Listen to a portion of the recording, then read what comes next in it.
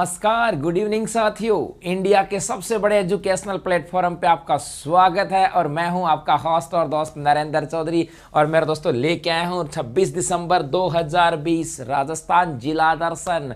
हाँ जी मेरे दोस्तों, आज हम राजस्थान की जिला दर्शन की बात करेंगे और हम बात करेंगे हाड़ौती क्षेत्र की। हम लोग चर्चा कर रहे थे, पिछले 2 जिलों की हमने बात की, तो कोटा की हमने बात की थी और उसके बाद हमने बात की थी झालावाड़ की। और इसी सीरीज को आगे बढ़ाते हुए आप लोगों ने थंबनेल देखा होगा मेरे दोस्तों। और आज हम बात करेंगे किसकी, 12 की हम लोग चर्चा करने वाले हैं। तो ये जो क्लास है यहाँ पर आज हम लोग फ्री ऑफ कॉस्ट 12 घूमने वाले हैं। इस 12 की ज्योग्राफिकल हिस्ट्री क्या है या ज्योग्राफिकल कंडीशन क्या है, यहाँ का इतिहास और कल्चर और यहाँ की पॉलिटिकल सिचुएशन कैसी है, या कुछ आर्थिक व्यवस्थाएं यहाँ पर कैसी हैं, सिंचाई परियोजनाएं कौन सी हैं, इन सब बातों के ऊपर आज हम इस क्लास के अंदर चर्चा करने वाले हैं। और मैंने आपको कहा था ना मेरे दोस्तों, उत्कर्ष क्लासेस जल्द ही आप लोगों के लिए पटवार के लिए मैराथन लेके आ रहा है। तो धन धनादन पटवार मैराथन क्लासेज मेरे दोस्तों कल से स्टार्ट हो रही हैं और कल भी अपन मिल रहे हैं शाम को 5 से 6 उस मैराथन क्लास के अंदर लगभग 50-60 क्वेश्चंस के साथ, जो 2019 की बात करें 2020 के सबसे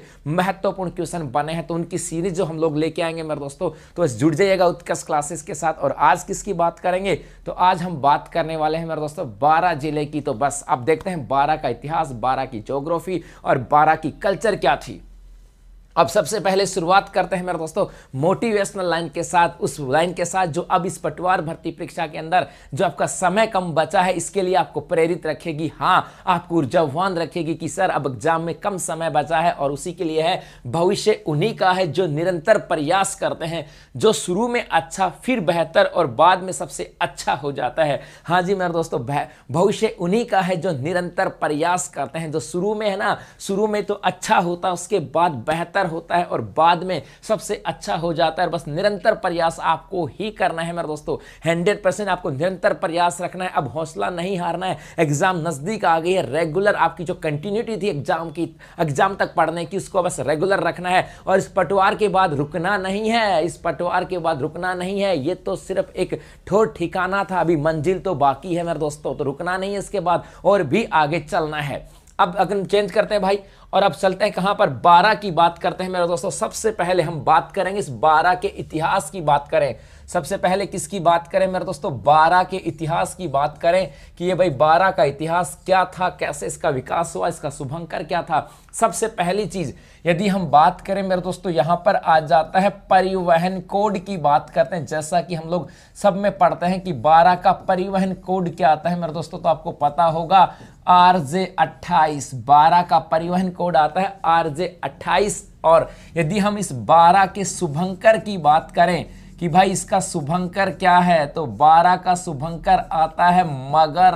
12 का शुभंकर क्या है, मगर। हाँ जी मेरे दोस्तों, राजस्थान सरकार के द्वारा हर एक जिले का शुभंकर बना दिया गया था राजस्थान में वन्य जीवों का संरक्षण किया जा सके। और इसीलिए इसी के तहत 12 का शुभंकर क्या आता है, मगर आता है। और परिवहन कोड क्या आता है भाई, RJ28 आ जाता है। अब ये जो 12 जिला है मेरे दोस्तों, यदि यहां पर बात करें, यहां पर थोड़ा सा इस मैप को यदि और भी बड़ा करके देखें अपन लोग, यदि यहां पर बात करें मेरे दोस्तों 12 की, तो यहां पर मैं आउटलाइन कर रहा हूं। और ये जो जिला आता है, इस जिले की बात करें, ये जिला कौन सा है, ये जिला आ जाता है 12 जिला आ जाता है।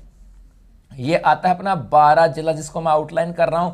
और इस 12 जिले की यदि स्थापना की बात की जाए कि इसकी स्थापना कब हुई थी, तो इसकी स्थापना के कुछ पुख्ता प्रमाण नहीं मिलते। लेकिन हाँ, ये कहा जाता है कि 14वीं और 15वीं शताब्दी के मध्य जो सोलंकी जो शासक थे, उन सोलंकी शासकों के द्वारा इसका निर्माण किया गया था। हाँ भाई महेंद्र जार, सभी को राम राम भाई, सभी को राम राम।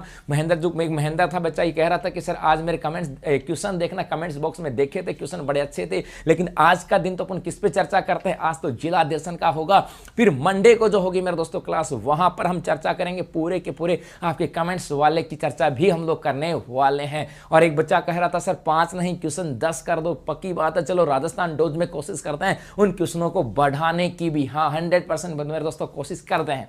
चलो तो सबसे पहले इसकी स्थापना की बात करें भाई, इसकी स्थापना कब हुई, तो मेरे दोस्तों ये कहा जाता है कि सामान्यतः ये कहा जाता है कि 14वीं व 15वीं शताब्दी में, किसकी बात करें, 14वीं व 15वीं शताब्दी की बात करें, इस शताब्दी के अंदर यहां पर जो सोलंकी जो राजपूत थे, किसकी बात करें भाई, सोलंकी जो राजपूत थे, इन सोलंकी राजपूतों के द्वारा इसकी स्थापना की गई है। हाँ जी मेरे दोस्तों, सोलंकी राजपूतों के द्वारा इसकी स्थापना की गई थी। एक चीज और याद रखना यहां से, हाँ सभी को नमस्ते भाई। उसके बाद एक यदि हम इस 12 के उपनाम की बात करें तो इसका उपनाम क्या आता है मेरे दोस्तों, तो इसका उपनाम एक तो आता है वराह नगरी, एक तो इसका उपनाम क्या आता है भाई, वराह नगरी आता है। भगवान विष्णु का जो अवतार था वराह, इस वराह के आधार पर इसका उपनाम पड़ा था वराह नगरी।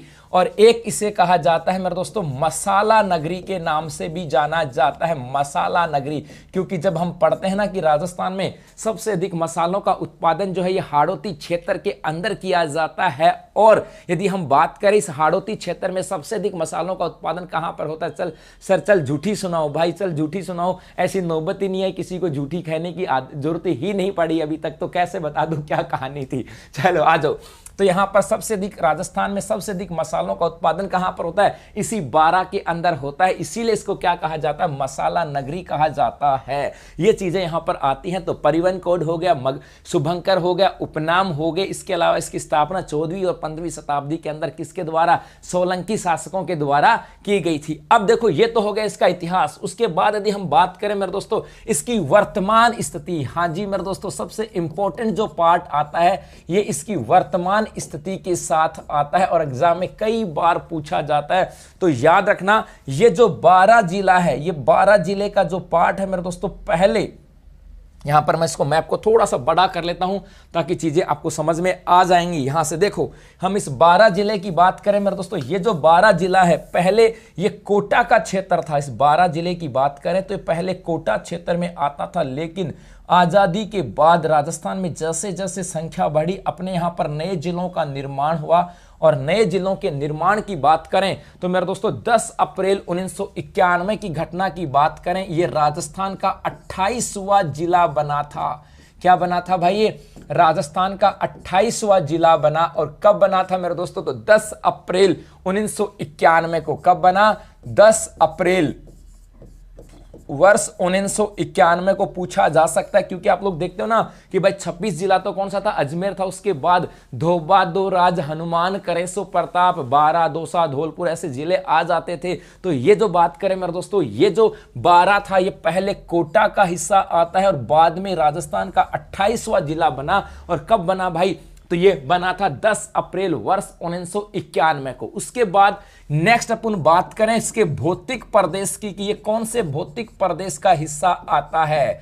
तो याद रखना मेरे दोस्तों ये दक्षिणी पूर्वी पठारी भाग का हिस्सा आता है, दक्षिणी पूर्वी पठारी भाग का हिस्सा आता है। और इस दक्षिणी पूर्वी पठारी भाग की बात करें तो यहां पर आपको पता होगा इसका निर्माण ज्वालामुखी प्रक्रिया से हुआ था। ये जो दक्षिणी पूर्वी पठारी भाग आता है इसका निर्माण ज्वालामुखी प्रक्रिया से हुआ था। और ज्वालामुखी प्रक्रिया से जो लावा आता है उस लावा के जमने से मेरे दोस्तों चट्टानें बनती है ना, उनको क्या कहा जाता है, आग्नेय चट्टानें कहा जाता है। और आग्नेय चट्टानों की बात करें तो एक तो होती है मेरे दोस्तों ग्रेनाइट चट्टानें और एक होती हैं बेसाल्ट चट्टानें। एक तो होती हैं ग्रेनाइट और एक होते हैं बेसाल्ट चट्टानें। यदि ग्रेनाइट की बात करें तो इसके अंदर जो कणों का आकार है ये कणों का आकार बड़ा होता है, कणों का आकार जो है ये बड़ा होता है। बेसाल्ट के अंदर कणों का आकार जो है ये होता है छोटा। और इसका मतलब था ये हाड़ौती का जो क्षेत्र आता है ये भी ज्वालामुखी प्रक्रिया से इसका निर्माण हुआ था। और यहां पर जो मिट्टी पाई जाती है वो कैसी है, तो यहां पर मिट्टी बेसाल्ट मिट्टी की बात करें या बेसाल्ट चट्टानों से निर्मित काली मिट्टी पाई जाती है। तो याद रखना नेक्स्ट अपन बात करें कि यहां पर मिट्टी कैसी पाई जाती है, तो मेरे दोस्तों नेक्स्ट आपका जवाब होगा यहां पर काली मिट्टी पाई जाती है। और इस काली मिट्टी का निर्माण किससे हुआ था, तो इसका निर्माण मेरे दोस्तों लावा, जो बेसाल्ट लावा की जो चट्टानें थी उनसे इसका निर्माण किया गया था। पक्का, चलो ये आपको पता हो गया होगा भाई। उसके बाद में नेक्स्ट अपन बात करें कि सर यहां पर वर्षा कितनी होती है, तो मेरे दोस्तों इस क्षेत्र में वर्षा जो होती है ये लगभग 90 से 120 सेंटीमीटर यहां पर वर्षा होती है, लगभग 90 से 120 सेंटीमीटर यहां पर वर्षा होती है। उसके बाद यदि हम बात करें यहां पर इस 12 की सीमा रेखा की बात करें कि 12 की जो सीमा रेखा है ये सीमा रेखा किस किस राज्य और किस किस जिले के साथ लगती है। तो सबसे पहले हम बात करें यहां पर राज्य की, बात करें कि भाई कौन से राज्य के साथ लगती है। तो आपको पता होगा यहां पर राजस्थान की बात करें तो इस राजस्थान के दक्षिण और पूर्व के अंदर जो राज्य आता है उस राज्य का नाम आता है मध्य प्रदेश। तो इस 12 की सीमा किसके साथ लगेगी? मध्य प्रदेश के साथ इसकी सीमा लगती है। और यदि हम जिलों की बात करें कि भाई कौन कौन से जिलों के साथ सीमा लगती है, तो देखो ये तो है 12, इस 12 के साथ यहां पर तो जिला आता है झालावाड़। ये जिला कौन सा आ गया? झालावाड़ मेरे दोस्तों। और इधर जो जिला आता है इस जिले का नाम आता है कोटा। तो इसकी सीमा जो है, हाँ विष्णु कुमार जी पक्का जनगणना 2011 के आंकड़े भी करा दूंगा भाई, कोई बात नहीं है। अब देखो तो इसका मतलब जिले कौन से हो जाएंगे? तो जिला हो जाएगा कोटा और झालावाड़ के साथ इसकी सीमा लगती है। तो एक राज्य और 2 जिलों के साथ सीमा लगती है मध्य प्रदेश, कोटा और झालावाड़ के साथ इसकी सीमा लगती है। चलो आगे देखो भाई, अगली चीज हम बात करें तो ये जो क्षेत्र आता है मेरे दोस्तों, यहां पर इस 12 का ये जो क्षेत्र आता है, ये क्षेत्र आता है शाहाबाद क्षेत्र। ये क्षेत्र कौन सा आता है मेरे दोस्तों? शाहाबाद क्षेत्र आता है। और ये जो शाहाबाद क्षेत्र है सामान्यतः ये ऊंचा भूभाग है। कैसा भूभाग है? ऊंचा भूभाग है। और इस ऊंचे भूभाग की बात करें तो ये जो प्रदेश आता है इस प्रदेश को कहा जाता है शाहाबाद उच्च भूमि क्षेत्र। इसको हम लोग क्या बोलते हैं? शाहाबाद उच्च भूमि क्षेत्र कहा जाता है। याद रखना मेरे दोस्तों, शाहाबाद उच्च भूमि क्षेत्र कहां पर है? तो इस 12 का जो पूर्वी भाग आता है इस पूर्वी भाग को क्या कहते हैं? शाहाबाद उच्च भूमि क्षेत्र कहा जाता है। और इस क्षेत्र के अंदर, शाहाबाद उच्च भूमि क्षेत्र के अंदर मेरे दोस्तों यहां पर सहरिया जनजाति निवास करती है। सहरिया जनजाति जो है ये यहां पर निवास करती है शाहाबाद और किशनगंज क्षेत्र के अंदर। तो शाहाबाद उच्च भूमि क्षेत्र कहां पर है? ये 12 के अंदर है। इसी शाहाबाद क्षेत्र के अंदर सहरिया जनजाति निवास करती है। ये सब चीजें याद रखती हैं। तो याद रखना ये राजस्थान का 28वां जिला कब बना था? 10 अप्रैल वर्ष 1991 को बना था। भाई यूपी के जिले दर्शन कराओ। भाई यूपी मुझे आता ही नहीं बेटा, यूपी का जिला दर्शन कैसे करा दो? हाँ जी ठीक है बेटा, है ना अरुण गुजर जी, पक्की बात है। चलो मैं भी करता हूं सर से बात। हाँ जी, उसके बाद में भौतिक प्रदेश की बात करें तो दक्षिणी पूर्वी पठारी भाग का प्रदेश आता है। यहां पर ज्वालामुखी प्रक्रिया के फलस्वरूप निर्माण हुआ था। और याद रखना ज्वालामुखी का जो लावा होता है जब वो महीन कणों वाला होता है उसे कहा जाता है क्या? बेसाल चट्टाने। तो यहां पर उस बेसाल जो चट्टाने थी उसके निक्षेप से इस क्षेत्र का निर्माण होता है। यहां पर चट्टान मिट्टी कैसी पाई जाती है? तो काली मिट्टी, वर्षा 90 से 120 सेंटीमीटर होती है। और यदि हम बात करें सीमा रेखा की तो इसकी सीमा मध्य प्रदेश के साथ, और जिलों की बात करें तो कोटा और झालावाड़ के साथ इसकी सीमा लगती है। तो ये सब आपको ध्यान में रखना है। इतना सा इसका भी स्क्रीनशॉट ले लो, उसके बाद फिर हम लोग आगे चलते हैं। अब देखो आगे बढ़े भाई, अब आगे बढ़े, इससे आगे चलें तो अगली चीज अभी हम बात करें क्या? नदियों की बात करते हैं मेरे दोस्तों। नदियां और परियोजना, किसकी बात करें मेरे दोस्तों? नदियां और परियोजना की बात करें। क्योंकि यदि हम पूरे राजस्थान की बात करें तो पूरे राजस्थान में सबसे अधिक जो नदियां आती हैं वो चित्तौड़गढ़ के अंदर है। और सबसे अधिक सिंचाई जो परियोजनाएं आती हैं वो कहां पर है? झालावाड़ के अंदर। और इसकी सीमा भी झालावाड़ के नजदीक लगती है। इसका मतलब हुआ जब झालावाड़ के अंदर सिंचाई परियोजना होंगी तो भाई इसका मतलब 12 के अंदर भी सिंचाई परियोजना होंगी। तो इस यहाँ की नदियों की बात करें, सबसे पहले नदियों की बात करें, प्रमुख नदी नंबर 1 कौन सी आती है भाई? तो नंबर 1 आ जाती है मेरे दोस्तों इसकी प्रमुख, वो आती है पार्वती नदी। नंबर 1 प्रमुख कौन सी आती है? पार्वती नदी। वैसे याद रखना ये जो पार्वती नदी है मेरे दोस्तों ये आती कहां से है? ये सीहोर पर्वत मध्य प्रदेश से निकलती है। कहां से? तो सीहोर पर्वत है। और ये सीहोर पर्वत कहां पर है? मध्य प्रदेश में, यहां से निकलती है। और उसके बाद में ये झालावाड़ के अंदर आती है। उसके बाद में करहघाट, उसके बाद में आती है 12 के अंदर। उसके बाद कहां पर?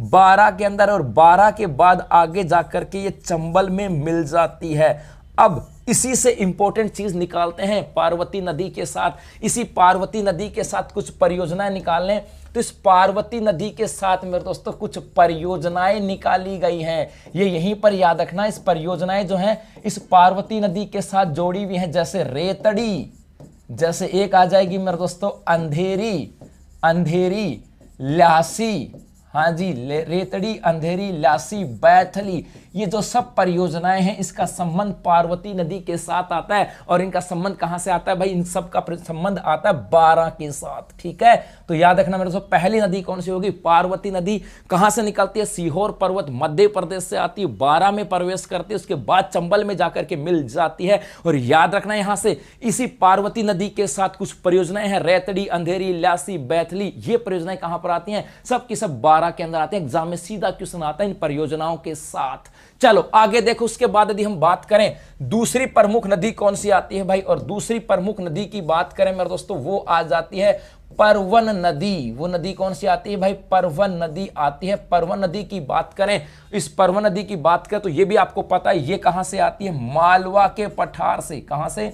मालवा का जो पठार है, इस मालवा के पठार मध्य प्रदेश से आती है। इसके बाद में ये झालावाड़, और झालावाड़ के बाद बारां से होती हुई आगे कहां चली गई? ये मेरे दोस्तों काली सिंध में मिल जाती है। कहां पर मिलती है? ये काली सिंध के अंदर जाकर मिल जाती है। परवन नदी कहां पर मिलती है भाई? काली सिंध के अंदर जाकर के मिल जाती है भाई। ठीक है, इसकी बात यहां पर हो जाती है। अब ये जो परवन नदी है इसी के साथ हम बात करते हैं, इंपॉर्टेंट जो है याद रखना, इसके साथ एक परियोजना आती है जिसका नाम आता है परवन परियोजना। कौन सी परियोजना है? परवन परियोजना। और ये जो परवन परियोजना है मेरे दोस्तों, इसका संबंध किस जिले के साथ आता है? तो जवाब हो जाएगा बारां जिले के साथ। किसके साथ भाई? बारां जिले के साथ इसका संबंध हो जाएगा। तो इतनी सारी देखो, दो प्रमुख नदियां आपको पढ़नी यहां से, पार्वती और परवन। ये मुख्य रूप से आपको यहां से भी बात करें भाई, भाइयों नोट्स बना लेना।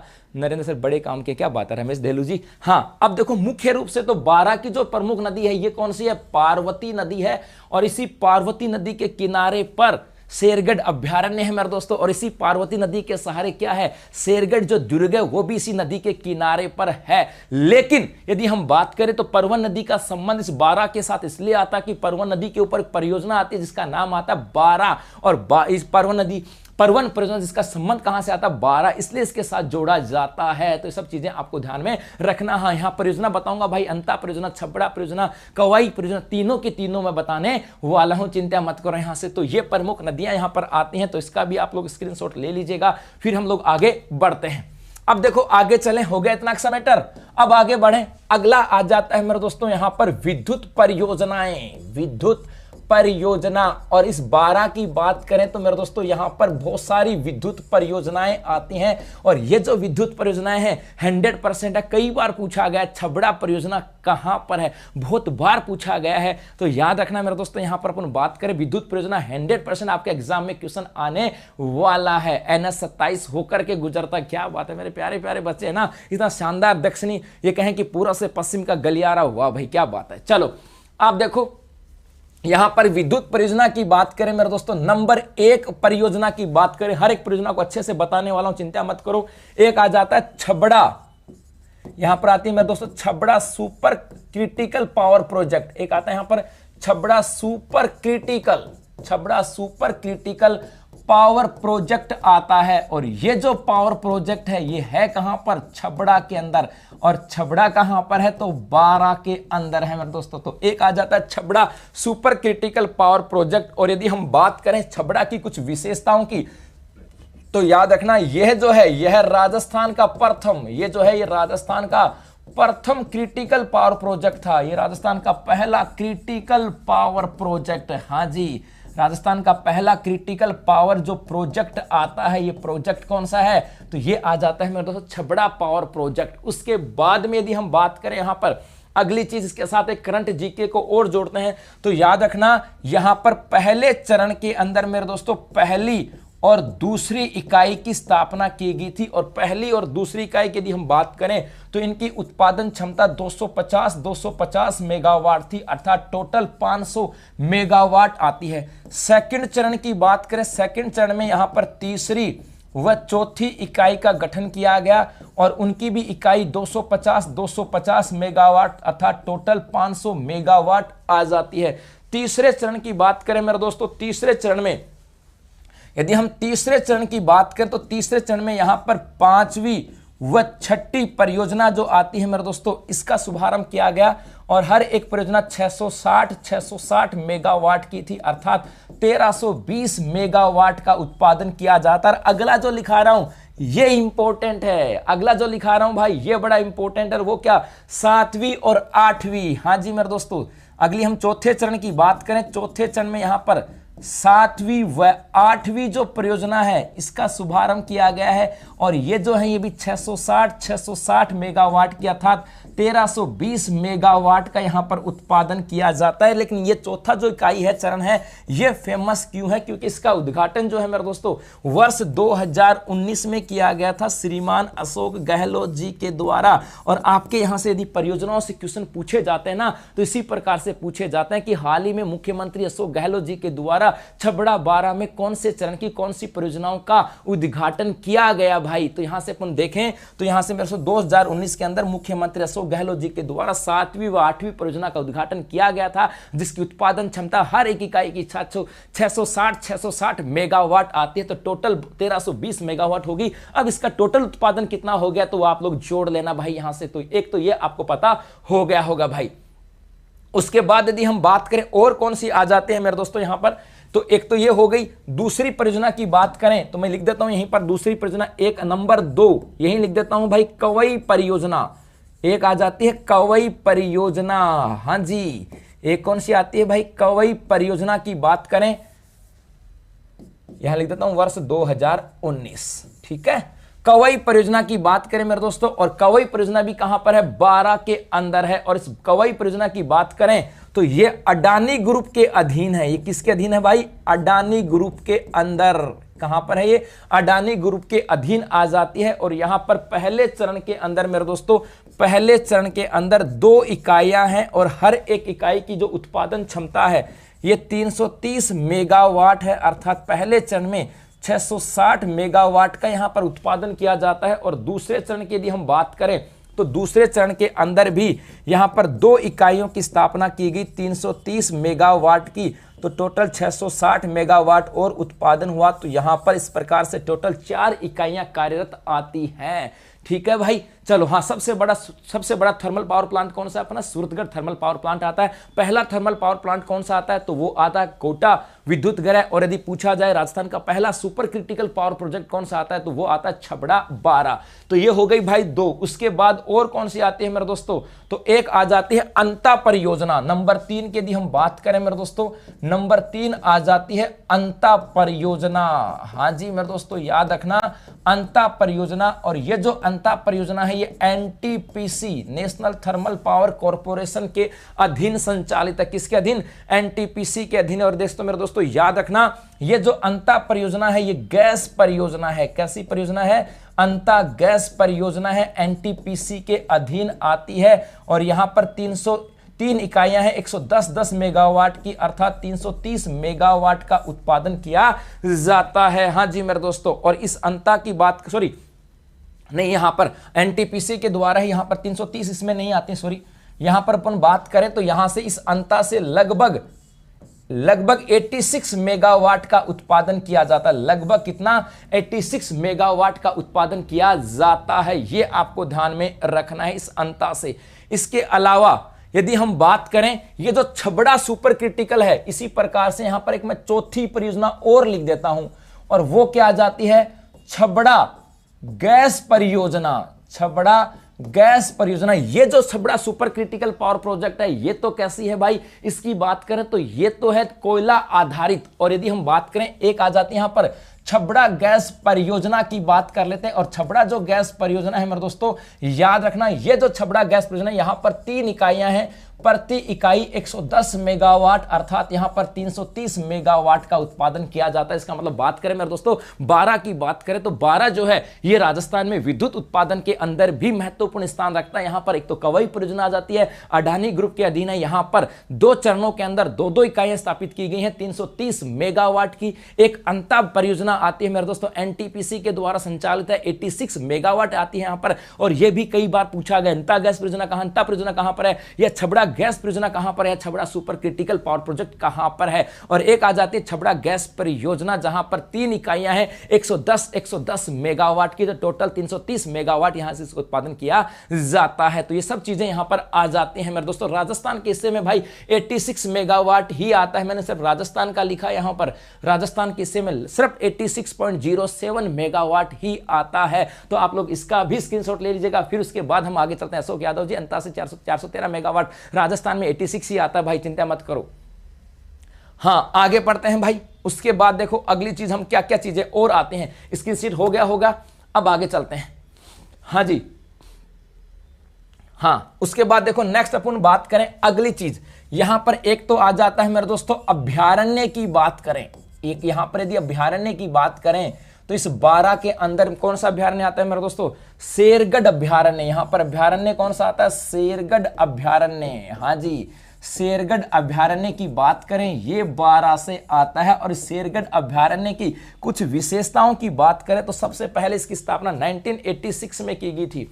इसकी स्थापना की बात करें तो इसकी स्थापना जो है मेरे दोस्तों ये 1986 में की गई थी। एक याद रखना, इसे सांपों की शरण स्थली, हाँ जी, इसे सांपों की शरण स्थली की बात करें, शरण स्थली जो है शरण स्थली के रूप में जाना जाता है। बस ये 2 इंपॉर्टेंट बात याद रखनी है। और एक याद रखना, परवन नदी मध्य से होकर के गुजरती है, मध्य से होकर के। तो यदि पूछा जाए कि सांपों की शरणस्थली किसे कहा जाता है तो यह कहा जाता है शेरगढ़ अभ्यारण्य को मेरे दोस्तों। और कब स्थापना की गई तो भाई 1986 में। और 1986 में भी कब, तो यदि पूरी डिटेल लिखें तो यहां पर 30 जुलाई, आपको ध्यान रखना 30 जुलाई 1986 को स्थापना की गई थी। और परवन नदी के किनारे पर स्थित है, या कहें परवन नदी जो है इसके मध्य से होकर के गुजरती है। तो ये कई बार यहां से पूछा जाता है अभ्यारण्य की बात करें। एक मेरे दोस्तों इसी 12 में आता स्थान है रामगढ़। यहां पर एक मेरे दोस्तों स्थान आता है रामगढ़। और इस रामगढ़ के अंदर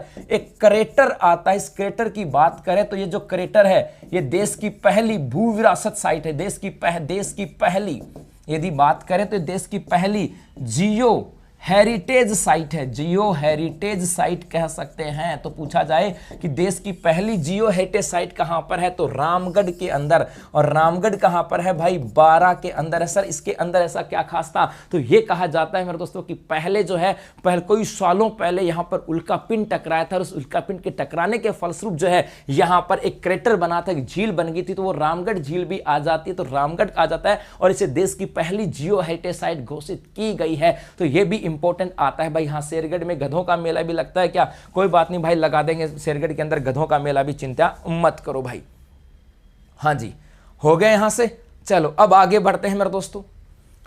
अब आगे चलें यहां से। अब हम इतना तो होगा इंपॉर्टेंट, ये तो होगी ज्योग्राफिकल बात। अब यदि हम थोड़ी सी यहाँ की हिस्ट्री और कल्चर की बात करें, किसकी, यहाँ की हिस्ट्री एंड कल्चर की बात करें मेरे दोस्तों, तो सबसे पहले यहाँ पर आता है शाहाबाद का किला। यहाँ पर सबसे पहले क्या आता है मेरे दोस्तों, शाहाबाद का किला। यदि सबसे पहले चर्चा करें तो वो आ जाता है शाहाबाद के किले की हम लोग चर्चा करने वाले हैं। ये जो शाहाबाद का किला है इसकी बात करें तो पहली विशेषता इसकी आती कि ये जो किला है ये परवन नदी के किनारे पर है। किस नदी के किनारे पर है, परवन नदी के किनारे पर है। और जिसकी वजह से कई बार ये भी कह देते हैं कि भाई ये जो है ये जल दुर्ग की श्रेणी के अंदर भी आ जाता है। तो याद रखना ये परवन नदी के किनारे पर है, एक विशेषता। उसके बाद यदि हम और इसकी विशेषताओं की बात करें, और याद रखना मेरे दोस्तों ये है कहां पर, तो ये भामती की पहाड़ियों पर है। कहां पर है, भामती की पहाड़ियां।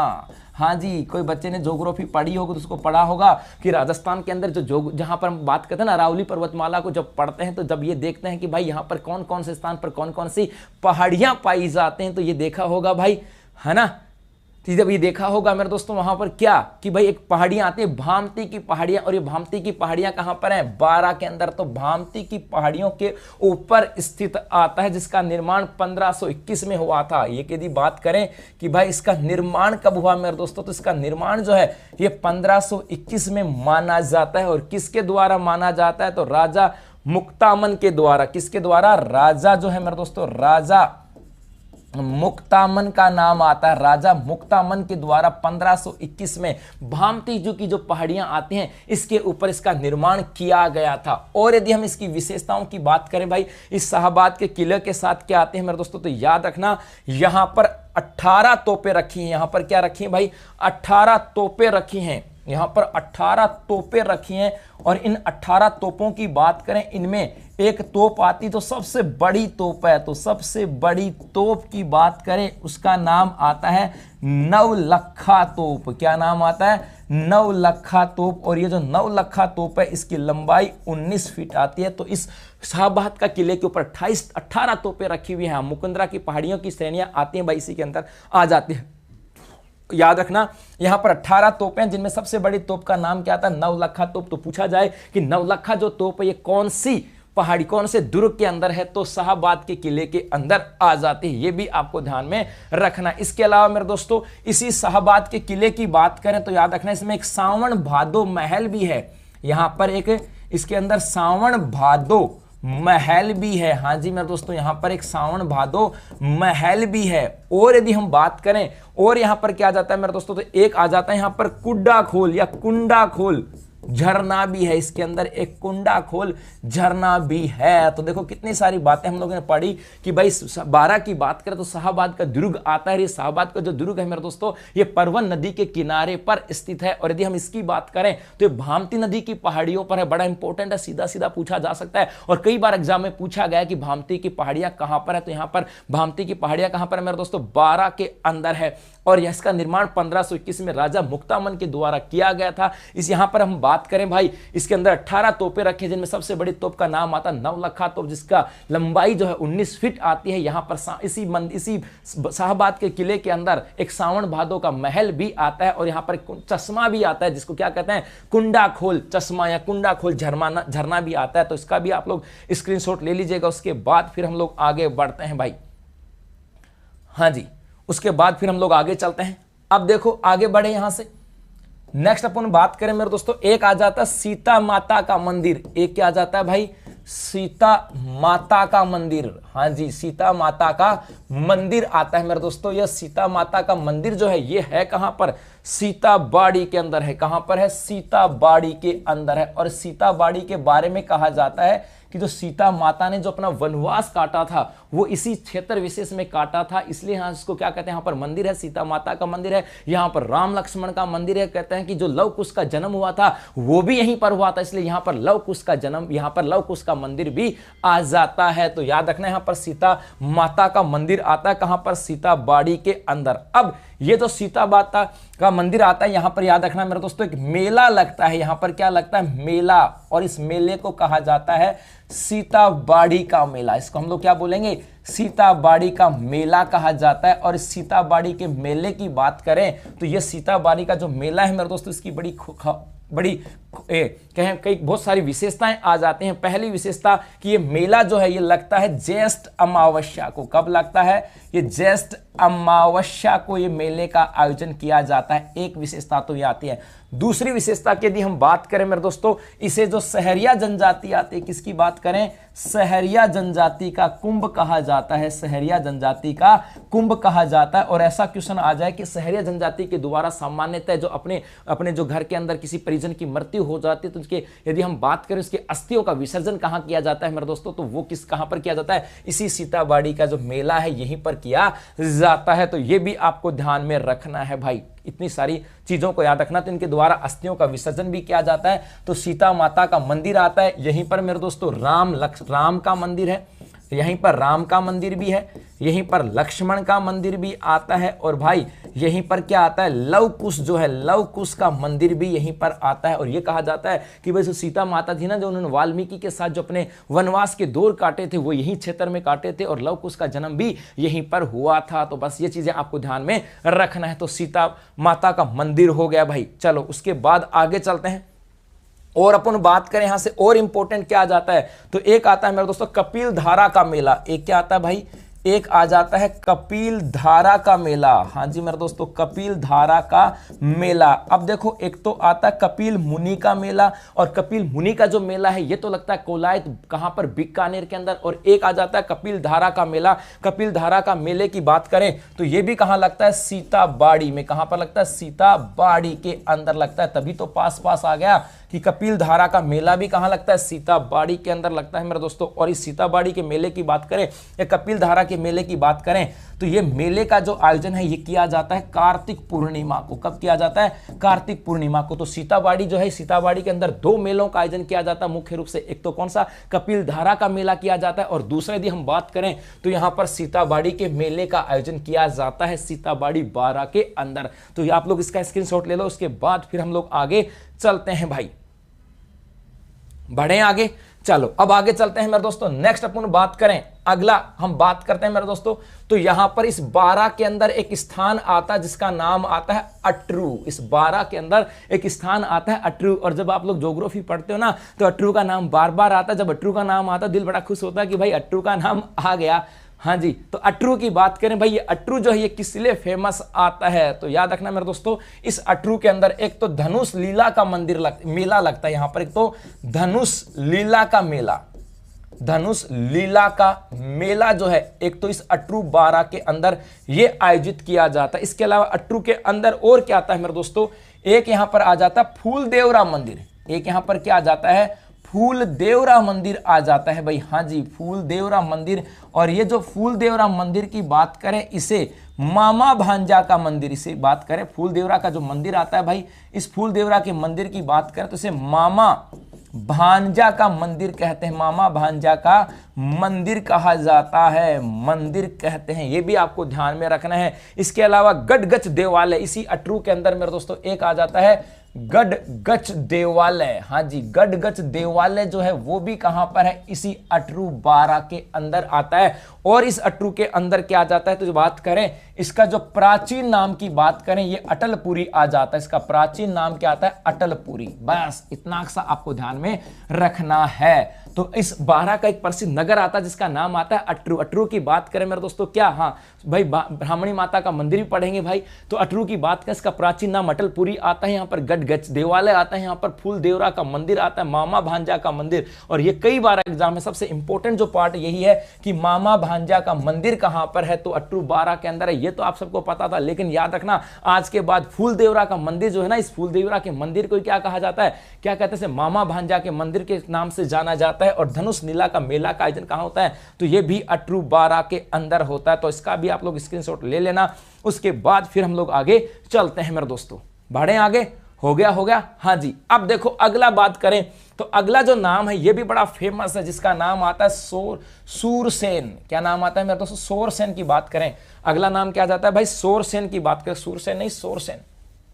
अगले हम बात करते हैं मेरे दोस्तों, बच्चा बार बार कह रहा था कि सर ब्राह्मणी माता का मंदिर, ब्राह्मणी माता का मंदिर। ले भाई, ब्राह्मणी माता को मंदिर भी आगू, ब्राह्मणी माता न पूजांगा ना जहाँ कटेगा, माता पूजा बिना जहाँ कटेगा भैया, हण के बिना ठोड़ को नहीं। राजस्थान में तो 100 कदम चालो एक नई माता, 100 कदम चालो एक नयो गुरुजी तैयार मिले है। कोई बात नहीं, देखो वो अपने आराध्य हैं, उनकी पूजा करनी ही पड़ेगी। तो अब किसकी बात करें भाई, सूरसेन 12 की बात करते हैं। हाँ जी मेरे दोस्तों, और सूरसेन 12 की बात करें तो याद रखना है, सूरसेन 12 का जो है इतिहास की बात करें तो उसका धार्मिक दृष्टि से भी ये बड़ा महत्वपूर्ण आ जाता है। और यदि हम बात करें मेरे दोस्तों इसका प्राकृतिक दृष्टि से या ज्योग्राफिकल दृष्टि से भी इनका महत्वपूर्ण स्थान आ जाता है। अब देखो यहां से बात करें, सबसे पहले सूरसेन 12 के अंदर बात करें भाई, यहां पर क्या आ जाता है मेरे दोस्तों, तो आपको पता होगा यहां पर ब्राह्मणी माता का मंदिर है। यहां पर क्या है भाई, ब्राह्मणी माता का मंदिर। हां जी, कई बार एग्जाम में पूछा गया कि ब्राह्मणी माता का मंदिर कहां पर है, सूरसेन 12 के अंदर है। और ब्राह्मणी माता के मंदिर की बात करें तो याद रखना इसे गुफा मंदिर भी कहा जाता है। इसे क्या कहते हैं, गुफा मंदिर के नाम से जाना जाता है, क्योंकि ये गुफा के अंदर बना हुआ है। एक तो याद रखना, दूसरा यहां पर जो पुजारी होते हैं मेरे दोस्तों, याद रखना पुजारी कैसे कहा जाता है कि सामान्यतः यहां पर जो भाटी होते हैं, ये भाटी जो होते हैं यही यहां पर पुजारी होते हैं। तो भाटी समाज के लोग यहां पर पुजारी होते हैं। ये याद रखना मेरे दोस्तों। एक यहां पर याद रखना, यहां पर माता की पीठ की पूजा की जाती है, माता की पीठ की पूजा की जाती है और यही एग्जाम में इंपॉर्टेंट आता है, माता की पीठ की पूजा की जाती है। हाँ जी मेरे दोस्तों, यहां पर माता की पीठ की पूजा की जाती सोरसेन 12 के अंदर। और इसके अलावा और यहां पर क्या आ जाता है भाई, इसी सोरसेन के अंदर मेरे दोस्तों एक गधों का मेला भी लगता है, यहां पर गधों का मेला भी। और राजस्थान में गधों के मेले का भी आयोजन जो है ना एक स्थान पर नहीं होता, 2 स्थानों पर होता है। गधों की संख्या भी राजस्थान में कम नहीं है, बोली राजस्थान में अब गणी है जना मड़ा के करियो। राजस्थान वाला भी समझदार है कि राजस्थान में गधा की संख्या गणी है और एक जगह मेलो लगा हो जाए तो सगड़ा बिके को नहीं, और बेचना सगड़ा जरूरी भाई, बिना बिके तो पार नहीं पड़े। तो 2 जगह लागण लगा, एक तो कठे भाई जयपुर के अंदर लागे ना, जयपुर के अंदर मंगलिया आवास के अंदर है ना, लूणिया आवास के अंदर जयपुर के अंदर, और एक कठे लागे मेरे दोस्तों तो दूसरों कठे लागे सोरसेन 12 के अंदर लगता है। हाँ जी मेरे दोस्तों, तो गधों का मेला लगता है सोरसेन 12 के अंदर। और ये कब लगता है तो याद रखना, माघ शुक्ल सप्तमी को। कब? माघ शुक्ल सप्तमी को इसका, सप्तमी की बात करें, इसका आयोजन किया जाता है। इस सोरसेन 12 की बात करें मेरे दोस्तों तो याद रखना यहां पर एक आखेट निषेध क्षेत्र भी है, यहां पर एक आखेट निषेध क्षेत्र भी है सोरसेन 12 के अंदर। और इस सोरसेन 12 के अंदर जब आखेट निषेध क्षेत्र है तो यहां पर से हो क्या, हाँ भाई सरिता झुंझुनू से ही हूं। अब आखेट निषेध क्षेत्र है, इसका मतलब हुआ यहां पर एक तो मेरे दोस्तों क्या पाया जाता है, एक तो यहां पर याद रखना गोडावन पक्षी, यहां पर गोडावन पक्षी पाए जाते हैं। तो राजस्थान में यदि गोडावन पक्षी की बात की तो मैंने आपको कई बताया, एक बार तो कहां पर जैसलमेर के अंदर है ना, और एक कहां पर है इस सोरसेन 12 के अंदर है, और एक कहां पर है मेरे दोस्तों अजमेर के अंदर आ जाता है। तो 3 स्थानों पर गोडाउन पक्षी पाए जाते हैं, तो यहां पर गोडाउन पक्षी पाए जाते हैं। इसके अलावा याद रखना वर्तमान की बात करें भाई, वर्तमान समय में प्रवासी पक्षियों का, प्रवासी जो पक्षी हैं पक्षियों का नया अड्डा, हां जी ये भी पूछा जाए कि हाल ही में राजस्थान में प्रवासी पक्षियों का नया अड्डा, तो आपको पता होगा भाई, हाँ झुंझुनू के अंदर गधों का अभ्यारण्य है, 100% भाई झुंझुनू के अंदर गधों का अभ्यारण्य आता है। चलो अब देखो तो याद रखना यहां से, जैसे अपन बात करें कि राजस्थान में प्रवासी पक्षी जो है मेरे दोस्तों एक तो कहां पर आते हैं, केवलादेव घना पक्षी विहार पर आते हैं। एक प्रवासी पक्षी जो है वो सांबर झील के ऊपर आते हैं। एक प्रवासी पक्षी कहां पर आते हैं, जोधपुर के अंदर आते हैं। कहां पर? जोधपुर के अंदर, ठीक है। इसके अलावा उदयपुर का क्षेत्र आता है, कुछ उदयपुर आते हैं मेरे दोस्तों, उस उदयपुर के अंदर भी प्रवासी पक्षियों के द्वारा नया अड्डा बनाया गया। लेकिन यहां पर बात करें भाई वर्तमान समय में इस सोरसेन 12 के अंदर जहां पर आखेट निषेध क्षेत्र होने के कारण यहां पर कुछ अब यहां पर प्रवासी पक्षियों का अड्डा आना प्रारंभ हो गया है भाई। विष्णु कुमार जी चिंता मत करो, इसके ऊपर भी आएंगे, 33-34 के ऊपर आएंगे भाई, चिंता मत करो। 33 पढ़ेंगे अपन यहां पर, सॉरी 34 पढ़ेंगे यहां पर। चलो तो सोरसेन हो गया। सोरसेन के अंदर ब्राह्मणी माता का मंदिर आता है, इसका जो पुजारी होता है भाटी होता है, यह भी याद रखना। और यहां पर माता की पीठ की पूजा की जाती है, कई बार क्वेश्चन पूछा गया है। यदि हम बात करें सोरसेन 12 के अंदर यहां पर गधे का मेला भी लगता है, कब लगता है? माघ शुक्ल सप्तमी को लगता है। और यदि हम बात करें यहां पर आखेट निषेध क्षेत्र भी आता है। इंपॉर्टेंट ये नहीं है भाई, इंपॉर्टेंट ये है कि गोडावन पक्षी कहां पर मिलते हैं, तो अजमेर के अंदर, सांकलिया के अंदर मिलते हैं, सोरसेन 12 के अंदर और मरुध्यान जैसलमेर के अंदर, और एक यहां पर वर्तमान में प्रवासी पक्षियों का अड्डा भी आता है। तो ये भी आप लोग उतार लो भाई, राजस्थान का पहला, हाँ मास्क बैंक बीकानेर, क्या बात है, उतार लो, इसका भी स्क्रीनशॉट ले लो। उसके बाद फिर हम लोग आगे चलते हैं, बढ़े आगे। चलो इसके बाद अब कुछ महत्वपूर्ण छोटे छोटे महत्वपूर्ण तथ्य बचे हैं, उनसे पहले आप लोगों के लिए छोटी सी इंफॉर्मेशन है। हाँ जी मेरे दोस्तों, क्या उत्कर्ष क्लासेस लेके आया है आप लोगों के लिए इस रीट भर्ती परीक्षा की तैयारी को और भी मजबूत कराने के लिए। आप यदि कोर्स खरीदते हो तो मेरे दोस्तों याद रखना, संपूर्ण कोर्स खरीदने पर 50 मॉडल पेपर जो है वो फ्री मिलेंगे। 50 मॉडल पेपर क्या मिलेंगे मेरे दोस्तों? 100% फ्री मिलेंगे। और याद रखना ये जो कोर्स होगा इसकी वैलिडिटी टिल रीट एग्जाम 2021 की एग्जाम तक होगी। इसकी डेट कब तक होगी भाई? तो एग्जाम जो रीट की एग्जाम होगी तब तक इसकी डेट आएगी। और याद रखना सिर्फ नाम मात्र के कोर्स फीस के ऊपर रीट लेवल फर्स्ट 1800 रुपए, रीट लेवल सेकंड एसएसटी 2000 रुपए और REET level second science math सिर्फ और सिर्फ 2200 रुपए के ऊपर आपको अवेलेबल कराए जा रहे हैं। चलो बढ़े आगे। हाँ भाई सर स्क्रीन सेट की कोई जरूरत नहीं होती, हम नोट्स लिख लेते हैं, क्या बात है। महेंद्र जाट बड़ा मेहनती बच्चा है भाई, पक्का महेंद्र बड़ा मेहनती। अरे हाँ उत्कर्ष ऐप पर प्रोवाइड कोर्स में दिलवा दो प्लीज, मेरी ज्योग्राफी की क्लास मिल जाएगी भाई, कोई बात नहीं, आ जाओ। अब देखो कुछ महत्वपूर्ण तथ्यों की और बात करें कि इस 12 के अंदर और कौन कौन से महत्वपूर्ण तथ्य आते हैं। यदि हम उनकी बात करें मेरे दोस्तों तो इस 12 के अंदर कुछ बावड़ियां आ जाती हैं। हाँ जी मेरे दोस्तों, यहां पर क्या आ जाते हैं? कुछ बावड़ियां आ जाती है। इन बावड़ियों की बात करें तो जैसे यहां पर एक तो बड़ा गांव की बावड़ियां आती है, तो यहां पर क्या आती है मेरे दोस्तों? बड़ा गांव की बावड़ियां आती हैं, बड़ा गांव की बावड़ियां। बावड़िया, एक तो यहां पर बड़ा गांव की बावड़िया है, एक तो ये आ जाती है। इसके अलावा और यहां पर कौन सी आ जाती है, एक तस्सी की, एक आ जाती है भाई तस्सी जी, एक है भाई तस्सी जी की बावड़ी। हाँ जी, तस्सी जी की बावड़ी भी यहां पर आती है, तस्सी जी की बावड़ी आती है। इसके अलावा और भी आती है एक बावड़ी जिसका नाम आता है ओस्ती जी। किसकी बात करें, ओस्ती जी। तो ये पूछा जा सकता है और ये पूछा गया तस्सी जी और ओस्ती जी, ये बार बार पूछा गया। तस्सी जी और ओस्ती जी की बात करें, ये बावड़िया कहां पर हैं, तो ये कहां पर है मेरे दोस्तों, 12 के अंदर आती हैं। इसके अलावा मेरे दोस्तों थानेदार नत्थू सिंह की छतरी है, इस 12 के अंदर क्या है भाई, एक यहां पर थानेदार नत्थू सिंह की छतरी। हाँ जी मेरे दोस्तों, यहां पर क्या है, थानेदार नत्थू सिंह की छतरी भी है इस 12 के अंदर, ये भी आपको ध्यान में रखना है। इसी 12 की बात करें, इस 12 के अंदर मेरे दोस्तों एक स्थान और आता है जिसका नाम आता है भंड देवरा।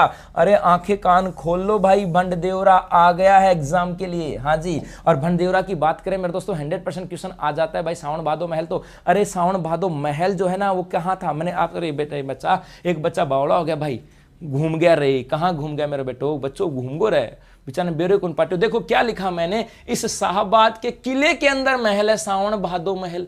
तो किला के अंदर सावन भादो महल कठे भी हो सके भाई, भरतपुर में सीधो सीधो सावन भादो महल है। इसके अंदर एक ही थोड़ी महल है कि भाई जरूरत है कि भाई सोनू जी उठे, थोड़ी कह दी कि भाई उठे रहे सी। इस शाहबाद का जो किला है इसके अंदर आता है एक महल, ठीक है, बस इतना याद रखना भाई, शाहबाद के किले के अंदर है। अब आगे का भंड देवरा, और ये भंड देवरा जो है ये एग्जाम की दृष्टि से महत्वपूर्ण आता है। क्या है इस भंड देवरा, ये भंड देवरा की बात करें है कहां पर, रामगढ़ के अंदर है। और ये रामगढ़ वही रामगढ़ है मेरे दोस्तों जहां पर राजस्थान भारत की पहली जियो हेरिटेज साइट थी, जहां पर राजस्थान की भारत की पहली जियो हेरिटेज साइट आती है। अब देखो इस रामगढ़ की बात करें, शाहबाद की बात, भंड देवरा की बात करें, तो याद रखना इस भंड देवरा में 108 मंदिर हैं। यहां पर क्या बने हुए मेरे दोस्तों, 108 मंदिर बने हुए। बड़े को चीज आपको बताने वाला हूं मैं, 108 मंदिर बने हुए मेरे दोस्तों। और ये जो है यहां पर इस 108 मंदिर का संबंध किससे है, शिवालय से है। इसका संबंध किससे है, शिवालय से, अर्थात यहां पर शिव जी का संबंध आता है, शिवालय से इनका संबंध आता है, ये भी आपको ध्यान में रखना। और ये जो शिवालय है ये पंचायतन शैली पर है। किस पर है मेरे दोस्तों, तो पंचायतन शैली जो आती है इस पंचायतन शैली पर आती है। और इस भंड देवरा की बात करें तो यहां पर 108 मंदिर हैं, और इस 108 मंदिर की बात करें तो इनमें मूर्तियां हैं। और उन मूर्तियों की बात करें इसीलिए इसको क्या कहा जाता है, हाड़ौती का खजुराहो। इसको क्या कहते हैं भाई, हाड़ौती का खजुराहो कहा जाता है, या इसको क्या कहा जाता है, राजस्थान का मिनी खजुराहो। क्या बोलेंगे, राजस्थान का मिनी खजुराहो। और राजस्थान का खजुराहो किसे कहा जाता है, किराड़ू बाड़मेर को राजस्थान का खजुराहो कहा जाता है, क्योंकि यहां पर कुछ मूर्तियां ऐसी हैं, उन मूर्तियों की वजह से खजुराहो वास्तविक रूप से कहां पर है, मध्य प्रदेश में। और वहां पर मध्य प्रदेश की उसी शैली के आधार पर वैसी की वैसी मूर्तियां जो है, पहले वहां मिथुन की मूर्तियां भाई, निकू जयपुर कह रहा सर मिथुन की मूर्तियां, राइट, यहां पर मिथुन की मूर्तियां हैं। और वैसी की वैसी मूर्तियों का जो मंदिर है वो किरारू बाड़मेर के अंदर है, इसलिए इसको कहा जाता है राजस्थान का खजुराहो। यदि हम बात करें भाई राजस्थान इस हाड़ौती क्षेत्र के अंदर भंडेवरा जो है रामगढ़ के अंदर, यहां पर भी उसी तरीके की मूर्तियां, इसको क्या कहता है, राजस्थान का मिनी खजुराहो या हाड़ौती का खजुराहो के नाम से जाना जाता है। और यहां पर 108 मंदिर है, शिवालय है, और ये पंचायतन शैली के ऊपर आधारित शैलियां मेरे दोस्तों। जो आप लोग जब कभी इतिहास, जो आप लोग साहित्य पढ़ोगे ना, यदि भारत का साहित्य पढ़ोगे उस साहित्य के दौरान आएगी पंचायतन शैलियों की कुछ विशेषता हुआ करती थी, अलग अलग प्रकार की शैलियां हुआ करती थी। द्रविड़ शैली हुआ करती थी, पंचायतन शैली हुआ करती थी। शैलियों के आधार पर द्रविड़ शैली का मतलब क्या था, जैसे दक्षिणी भारत में जो द्रविड़ प्रजाति थी, जनजाति थी, वो ज्यादा हुआ करती थी, और उनके द्वारा जिस प्रकार के मंदिर बनाए जाते थे उसी प्रकार के मंदिर जब नॉर्थ इंडिया में बने तो उसको क्या कहा, द्रविड़ शैली के मंदिर कहा। तो उसी प्रकार से मेरे दोस्तों, हाँ मिथुन चक्रवर्ती, हरिमोहन मिथुन चक्रवर्ती नहीं है भाई, मिथुन चक्रवर्ती नहीं है, तो ये आपको ध्यान में यहां पर रखना है, ठीक है। तो 12 के अंदर ये आ गया। इसके अलावा और क्या आता है तो इसका भी स्क्रीनशॉट ले लीजिएगा, उसके बाद फिर हम लोग आगे बढ़ते हैं। एक देखो यहां पर मेरे दोस्तों आ जाता है, यहां पर शाही मस्जिद आ जाती है। एक यहां पर क्या है, शाही मस्जिद है, एक यहां पर आ जाते हैं मेरे दोस्तों शाही मस्जिद। और ये कहां पर है, तो ये शाही मस्जिद जो है ये शाहबाद के अंदर है। शाही मस्जिद की बात करें ये कहां पर है, शाहबाद के अंदर है। और इस शाही मस्जिद के बारे में कहा जाता है कि इसका जो निर्माण है ये औरंगजेब के द्वारा करवाया गया। तो इसके निर्माण की यदि हम बात करें तो इसका निर्माण जो है ये करवाया गया था मेरे दोस्तों औरंगजेब के द्वारा, इसका निर्माण करवाया गया। और एक ये कहा जाता है कि ये जो मस्जिद है ये राजस्थान की सबसे बड़ी मस्जिद है। इसके बारे में कहते हैं कि राजस्थान की सबसे बड़ी जो मस्जिद है वो कौन सी है भाई, शाही मस्जिद है शाहाबाद बारा के अंदर। तो ये आपको ध्यान में रखना है। इसी शाहाबाद की बात करें, जब यहां पर इतनी सी बात चल पड़ी है शाहाबाद के अंदर, तो मेरे दोस्तों यहां पर एक नाहरगढ़ दुर्ग भी आता है। एक यहां पर क्या है, नाहरगढ़ दुर्ग भी है भाई। एक नाहरगढ़ दुर्ग जयपुर के अंदर है और एक नाहरगढ़ दुर्ग कहां पर है, इसी शाहाबाद के अंदर आता है। इस नाहरगढ़ दुर्ग की बात करें तो इसके बारे में एक ही बात आपको ध्यान में रखनी है, और वो क्या कि दिल्ली के, याद रखना मेरे दोस्तों, दिल्ली के लाल जो किला है, दिल्ली के लाल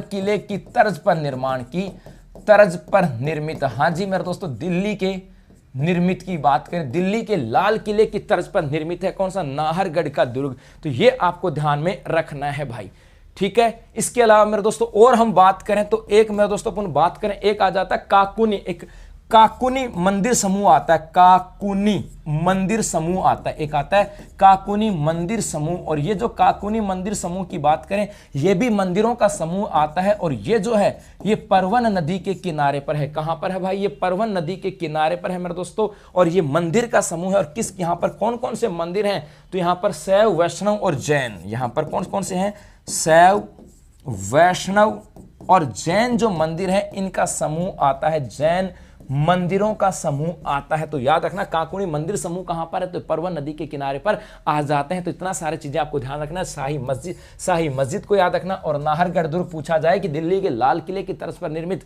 नाहरगढ़ का जो किला है ये कहां पर है, तो आपका जवाब जयपुर नहीं होगा भाई, ये कहां पर होगा, कहां पर होगा, शाहाबाद बारा के अंदर होगा मेरे दोस्तों। इसके अलावा यदि हम इस बारा की बात करें तो यहां पर और क्या क्या चीजें आती हैं, कुछ महत्वपूर्ण फैक्ट्स की हम लोग अब बात कर लेते हैं मेरे दोस्तों।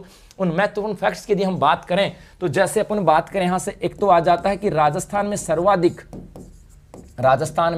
सर्वाधिक सुरक्षित वन क्षेत्र, राजस्थान की बात करें तो राजस्थान में सर्वाधिक सुरक्षित वन क्षेत्र जो है, सुरक्षित वन ये कहां पर पाए जाते हैं, बारा के अंदर। वनों का जब हम प्रशासनिक वर्गीकरण करते हैं ना भाई, उसकी बात करें तो अपन पढ़ते हैं ना कि एक तो सुरक्षित होते हैं, एक संरक्षित होते हैं, एक रक्षित वन होते हैं। तो राजस्थान में सर्वाधिक जो सुरक्षित वन आते हैं ये कहां पर है, बारा के अंदर है। इसके अलावा और हम बात करें और यहां पर क्या आ जाती है भाई मेरे दोस्तों, तो याद रखना एक आ जाती है कि राज्य में सर्वाधिक सहरिया जनजाति, राज्य में सर्वाधिक जो सहरिया जनजाति है, सर्वाधिक सहरिया जनजाति की बात करें ये कहां पर है मेरे दोस्तों, तो ये याद रखना इसी बारा में। और कहां पर, तो शाहाबाद और किशनगंज क्षेत्र में, शाहाबाद और किशनगंज जो क्षेत्र आता है यहां पर राजस्थान के लगभग 100% जो सहरिया जनजाति है वो यहां पर पाई जाती है, ये भी याद रखना। एक आ जाए मेरे दोस्तों यहां पर राज्य में सर्वाधिक मसाला उत्पादन, राज्य में एक पूछा जाए यहां से तो एक आ जाएगा राज्य में सर्वाधिक मसाला उत्पादन। ये कुछ फैक्ट्स हैं जो आपको याद रखने हैं, जो एग्जाम में सीधे पूछे जाते हैं। और अब देखो यहां से एक चीज मैं आप लोगों के लिए कमेंट्स बॉक्स के लिए छोड़ के जा रहा हूं जो आपको बताना है, और वो क्या, ये जो शाहाबाद और किशनगंज का जो क्षेत्र है यहां पर शिक्षा का अभाव है, और शिक्षा का अभाव होने की वजह से इस शाहाबाद किशनगंज के क्षेत्र का उपनाम क्या आता है, बस आप लोगों को यह बताना कमेंट्स बॉक्स में कि भाई इसका उपनाम क्या आता है। देखते हैं कौन बताता है, क्योंकि क्वेश्चन आया हुआ इसका उपनाम क्या आता है भाई। धनिया अदरक पुदीना क्या है, ये धनिया अदरक पुदीना भाई ये क्या आता है, मसाले तो हैं भाई, चिंता मत करो मसाले हैं। चलो और देखो भाई यहां पर क्या आ जाता है, एक यहां पर आते हैं मेरे दोस्तों लहसुन मंडी। एक यहां पर बात करें तो इसी बारा के अंदर स्थान आता है छिपा बड़ौद। हाँ जी मेरे दोस्तों, कौन सा स्थान आता है, छिपा बड़ौद। और छिपा बड़ौद की बात करें तो यहां पर राजस्थान में लहसुन मंडी की स्थापना की गई है भाई। और यदि हम बात करें यहां पर क्या आ जाती है मेरे दोस्तों, और यदि हम बात करें एक देखो यहां पर पान की खेती भी की जाती है। यहां पर क्या की जाती है, पान की खेती। ये पान की खेती बड़ी इंपॉर्टेंट है। ये पान की खेती जो है एक तो की जाती है भाई शाहाबाद क्षेत्र में, कहां पर है, शाहाबाद बारा क्षेत्र में की जाती है। इसके अलावा जो पान की खेती है मेरे दोस्तों एक करौली के अंदर भी की जाती है। तो पान की जो खेती है शाहाबाद क्षेत्र के अंदर भी की जाती है और करौली के अंदर भी की जाती है। शाहाबाद पान की खेती को क्या कहा जाता है, तो याद रखना बजेड़ा। क्या एग्जाम में नहीं आया क्या, अरे पुलिस वालों फटाफट से कमेंट्स करके तो बता दो भाई। हाँ टीएसपी एरिया आता है, ये टीएसपी एरिया आता है शाहाबाद किशनगंज ना, टीएसपी एरिया तो आता है, लेकिन मेरे दोस्तों टीएसपी के अलावा से काली हांडी ऐसे कुछ नाम और आता है क्या, हाँ ये नाम आया हुआ है एग्जाम के अंदर। तो याद रखना मेरे दोस्तों, क्या यदि पूछा जाए कि पान की खेती को क्या कहा जाता है, बजेड़ा कहा जाता है। पान की खेती जो है ये करौली क्षेत्र के अंदर भी की जाती है, और कहां पर की जाती है, तो शाहाबाद बारा के अंदर भी की जाती है। और एग्जाम में आया हुआ कि नहीं आया हुआ, बजेड़ा क्या है, बजेड़ा क्या है, बजेड़ो को नहीं पान 10 धरती दे गधाई दे गधाई दे गधाई और पाए कह दियो और हम बजा गे रे भाई उन तो बढ़िया बजायो ना, वो बजेड़ो को नहीं, वो बजेड़ो की है वो पान की खेती है, जिसमें पान की खेती की जा उनके कहें बजेड़ो कहा जाए भाई। बिल्कुल पवन कुमार भारूपाल ने कह दिया कि सर बिल्कुल सर आया था, क्या बात है, आया था ना। हाँ चलो आगे देखो भाई, इसके अलावा ये तो यहां पर कहानी होगी, इसके अलावा और हम बात करें इस 12 के अंदर क्या आता है, तो देखो यहां से एक आ जाती है। इस 12 की बात करें मेरे दोस्तों, इस 12 की बात करें तो याद रखना यहां पर जमुनापुरी, जमुनापुरी,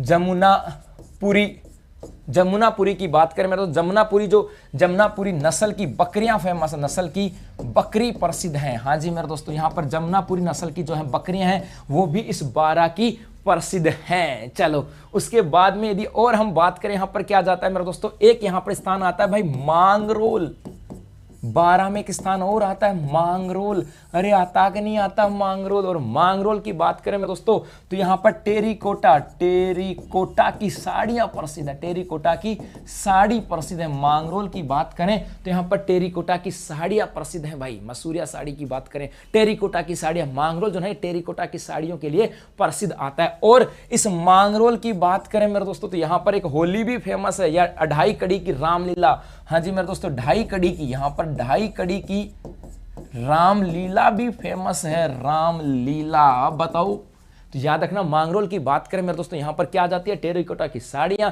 और यहां पर मांगरोल कड़ी की जो आती है मेरे दोस्तों, 2.5 कड़ी की जो रामलीला है वो भी यहां पर फेमस आती है। सर झुन्नू का पढ़ा होगा, झुन्नू बड़ा पढ़ा दियो पहले, पढ़ा दियो झुन्नू पढ़ा दियो, ठीक। हाँ जी जीआई टैग दिया गया, टेराकोटा साड़ी को दिया गया जीआई टैग दिया गया, इसको क्या दिया गया भाई, जीआई टैग इसको दिया गया। तो मांगरोल की साड़ियां फेमस है, टेराकोटा की साड़ियां फेमस है भाई। और यहां पर 2.5 कड़ी की रामलीला, 2.5 कड़ी की रामलीला है, 2.5 कड़ी में पूरी कर दी मेरा भाई रामलीला भाई, यहां पर फेमस आ जाती है। और हम बात करें भाई, एक याद रखना, जब यहां पर हमने पढ़ा कि इस क्षेत्र में सहरिया जनजाति रहती है, जब यहाँ पर शहरी जनजाति रहती है तो सरकार के द्वारा, इस शहरी जो जनजाति है मेरे दोस्तों यहाँ पर शिक्षा का प्रचार प्रसार कम है, तो यहाँ पर सरकार के द्वारा इस क्षेत्र में शिक्षा के प्रचार प्रसार के लिए बहुत सारी स्कीम निकाली गई हैं। 2 स्कीम की मैं बात कर लेता हूँ। यहाँ पर सहरिया की बात करें तो एक तो आ जाता है यहाँ पर सहरिया विकास कार्यक्रम, एक क्या जाता है भाई, सहरिया विकास कार्यक्रम 1978-79 के अंदर। तो 1977, हाँ जी मेरे दोस्तों, इस शहरिया जो जनजाति है उस जनजाति के विकास के लिए केंद्र सरकार के द्वारा 1977 और 78 के अंदर सहरिया विकास कार्यक्रम चलाया गया था। इस सहरिया विकास कार्यक्रम को उस जो वन क्षेत्र से आधारित थे उन्हीं के साथ जोड़े रखना, उन्हीं के आधार पर उनकी जीवाकर, उनकी आर्थिक जो क्रियाएं हैं उनको बढ़ाने के लिए कार्यक्रम चलाया गया था भाई। ये आपको ध्यान में रखना भाई। यहाँ से अपनी जरूरत नहीं पड़ती ना 12 के अंदर, इसके अंदर मैप की जरूरत नहीं पड़ती। और आप कहोगे कि सर मैप के साथ तो पक्की बात, अगली बार राजस्थान के जब अगली बार अगला जितना प्रश्न पढ़ाएंगे ना मेरे दोस्तों, पक्की बात है वहां पर उस मैप के साथ देखेंगे और उसके साथ देखेंगे क्या, उसकी तहसील के साथ पढ़ लेंगे, पक्की बात है। चलो और बताओ भाई, हनुमानगढ़ नहीं पढ़ा दिया मेरा भाई। चलो ठीक है। इसके अलावा सहरिया की बात करें मेरे दोस्तों, इस सहरिया जनजाति से एक और आता है माँ बाड़ी योजना। एक क्या जाती है मेरे दोस्तों, माँ बाड़ी योजना। और याद रखो ये माँ बाड़ी जो योजना है ये पटवार भर्ती परीक्षा का फेवरेट क्वेश्चन है, माँ बाड़ी योजना। हाँ जी, माँ बाड़ी योजना, माँ अम्बा बाड़ी योजना नहीं, माँ बाड़ी योजना। और ये माँ बाड़ी योजना जी थी ये 2000 में चलाई गई थी। किसके लिए थी, यहाँ पर शिक्षा के विकास के लिए, शिक्षा के प्रसार के लिए। तो याद रखना ये चीजें यहां पर आ जाती हैं। तो एक तो याद रखना यहां पर सहरिया के लिए सहरिया विकास कार्यक्रम का संचालन कब हुआ था, 1977-78 में किया गया था। माँ बाड़ी योजना की बात करें, माँ बाड़ी योजना जो है ये वर्ष 2000 में चलाई गई थी। शहरी जनजाति के जो बच्चे थे जो शिक्षा से नहीं जुड़े हुए थे उनको शिक्षा से जोड़ने के लिए और मेरे दोस्तों उनको समाज की मूल धारा में लाने के लिए। तो इतनी सारी चीजें आज हम लोगों ने पढ़ी थी और उम्मीद करता हूँ इस 12 का जो जिला दर्शन आपको पसंद आया होगा। 12 की यदि हम बात करें भाई, 12 के अंदर यहाँ पर नदियाँ कौन सी हैं, इसका वर्तमान इतिहास क्या है, यहाँ पर कौन कौन से मंदिर हैं, कौन कौन से मेलों का आयोजन किया जाता है और यहाँ पर क्या क्या चीजें आती हैं मेरे दोस्तों। तो सब चीजें हम लोगों ने आज पढ़ने की कोशिश की है, हर एक चीज को बारीकी से समझने की कोशिश की। तो उम्मीद करता हूं अच्छा लगा होगा। जैसा भी है आप लोग कमेंट्स जरूर करना भाई, जरूर कमेंट्स जरूर करना। तो मिलते हैं मंडे को, कल मैराथन क्लास के अंदर शाम को मिलते हैं, कल से 6 राजस्थान समसामयिक की मैराथन क्लास और उसके बाद मिलते हैं मंडे को नई क्लास के साथ। तब तक के लिए धन्यवाद, थैंक यू, शुक्रिया मेरे दोस्तों। सब्सक्राइब करें उत्कर्ष के YouTube चैनल को और लेटेस्ट अपडेट पाने के लिए बेल आइकन को प्रेस करें। प्रतियोगी परीक्षाओं की तैयारी करें अब घर बैठे। तो जुड़े रहें उत्कर्ष के YouTube चैनल के साथ। अब पढ़ो कहीं भी कभी भी।